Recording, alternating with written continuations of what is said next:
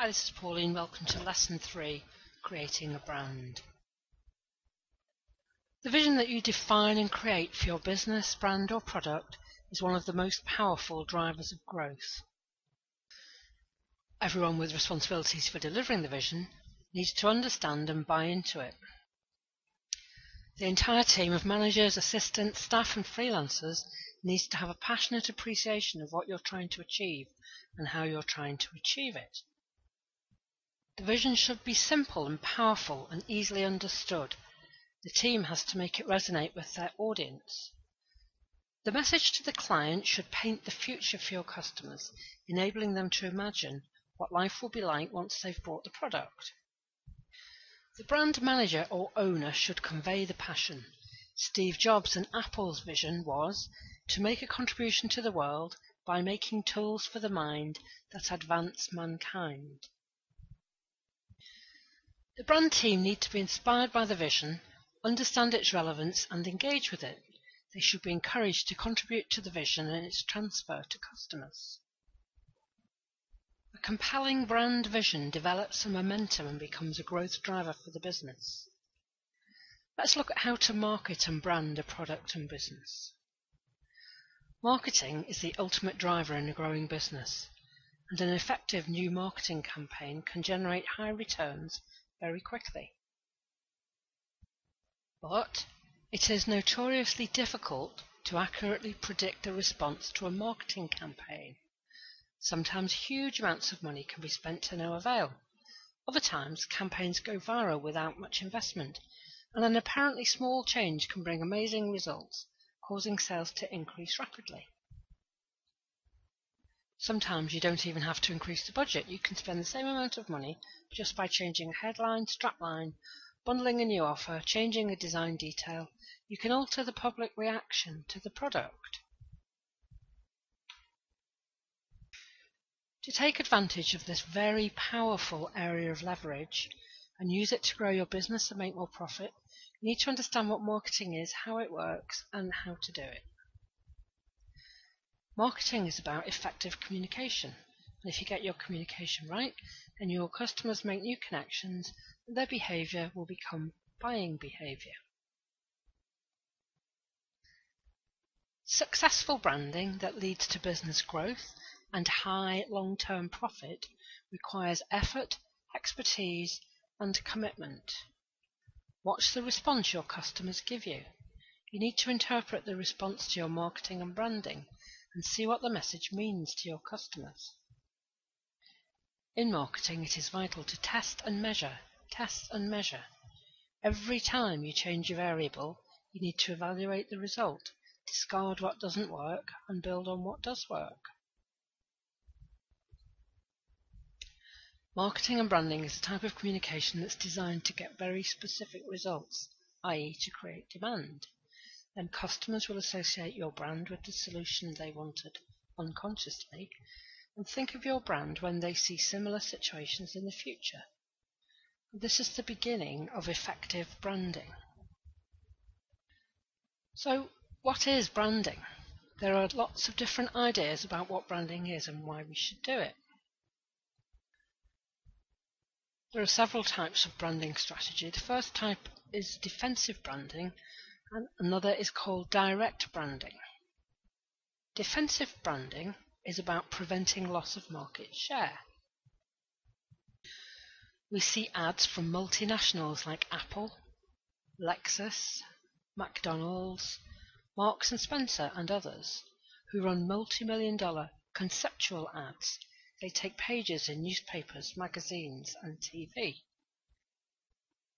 They have achieved massive success with their products and services, and their branding strategy is to make sure that no one forgets them. These companies are at the top of the food chain in their sector, and this is literally a strategy designed to protect their position and prevent loss of market share. Direct branding is a strategy that combines direct marketing with intentional branding strategy to promote growth and win market share. Consider FedEx. They used to be called Federal Express. When they first started, they had a tight, focused marketing campaign based on a powerful, unique selling proposition. You might remember it, when it absolutely, positively has to be there overnight.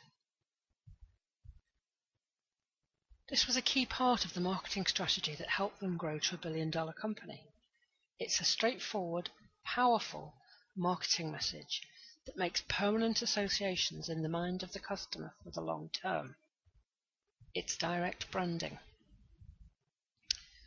Then, when they had a huge empire to defend, they switched to a defensive branding strategy. They shortened their name to FedEx, and they changed their unique selling proposition and evolved it into a more general tagline. Now their motto is, "The world on time." People are not likely to remember the world on time when they need to send a package, but it does make a statement that consumers know who the company is and what it can do. It doesn't need to be spelt out anymore. Using an image-based defensive branding strategy costs a lot of money, and it's not the right strategy for a growing company with a tight budget. There have been some high-profile incidents of companies that have had massively successful and unsuccessful marketing campaigns. Created in 1997, the Taco Bell Chihuahua was the fast food chain's big attempt to establish a mascot for their brand. An ad showed the dog enjoying the beef product. The ad was extremely popular, but unfortunately the result was a 6% drop in sales and the resignation of their president. It is thought that the public felt that the ad might have inferred that the beef product might not be graded for human consumption. In 1989, Energizer, a competitor, released an ad parodying the famous Duracell campaign. It started with the familiar scene, but then after the Duracell bunny was left alone, Energizer's cooler bunny, pink with sunglasses, came on stage and outlasted Duracell. Again, the ad was extremely popular, and the Energizer bunny became a pop culture icon. Over the next 20 years, 115 Energizer bunny ads were created, and a fortune spent on the campaign. So what went wrong? Well, in sales terms, Duracell extended its lead over Energizer and held the lead into the late 90s. Why? Because even after seeing the ad thousands of times, consumers had no idea which brand was which. In 1990, near the peak of the Energizer bunny's popularity, Duracell claimed that 40% of its customers thought the campaign was promoting Duracell, not Energizer. The products are difficult to distinguish from one another. It's difficult to accurately remember what batteries you're using or how they've performed, unless you keep a diary of when you change them. Duracell had already established that theirs was the bunny that played a drum. The Energizer bunny was apparently a confusion for the customer. It doesn't pay to be too clever. Some companies have famously used the setting of a world record in the Guinness Book of Records to spearhead a campaign. For example, in 2011, the Estée Lauder companies sought a high-profile event which would engage key global markets and generate worldwide media interest in the 11th anniversary of the Breast Cancer Awareness Campaign. Guinness World Records established a new record category for the most landmarks illuminated in 24 hours. The international record attempt engaged local audiences with landmark illuminations, which included iconic structures such as Dubai's Burj Al Arab and the Taj Mahal Hotel, India. Media outlets followed the record attempt as the illuminations went around the globe. After 24 hours, events culminated in New York at the Empire State Building, where the final illumination took place. And Elizabeth Hurley, ambassador of the Breast Cancer Awareness Campaign, accepted the Guinness World Records certificate in front of the world's media. As a result of 38 landmarks illuminated and 24 countries reporting the record, the media reach was estimated at more than 6 million. When you're designing a branding strategy, you need to find the trigger feature that motivates your customers. For example, if you were a weight loss expert, you could approach the marketing of your services as a health expert. Or you could focus on marketing yourself as a weight loss expert. Or you could market yourself as a fat loss guru or a post-baby fat loss guru. As we go through the example above, we've narrowed the product and therefore the target customer that might be attracted, but the appeal grows dramatically. If I've just had a baby, I don't want someone used to training fit men. I don't want a health expert. I want someone who can help me get rid of 20 pounds of post-baby fat, fast and sympathetically. We tend to want things that are specific and narrow.